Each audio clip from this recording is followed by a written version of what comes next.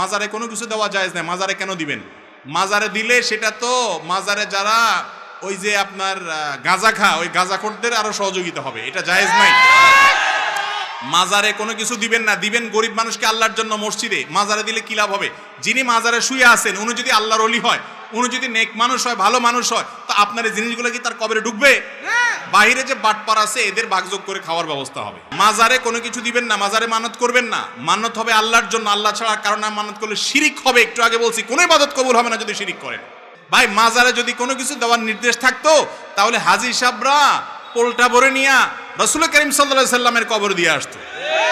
আপনাদের এলাকায় যতজন মক্কা মদিনায় গেছেন রাসূল সাল্লাল্লাহু আলাইহি সাল্লামের কবরে কিছু দিয়ে আসতে পারছেন? তাহলে রাসূল সাল্লাল্লাহু আলাইহি সাল্লামের সাথে বড় কবর কারোর আছে দুনিয়াতে? তাহলে ওয়াদা করেন সবাই কোন মাজারে কোনো কিছু দিবেন না, ঠিক আছে তো ইনশাআল্লাহ? সবাই হাত তুলে ওয়াদা করেন। আল্লাহ আমাদের শিরিক মুক্ত সমাজ গড়ার তৌফিক দান করুন।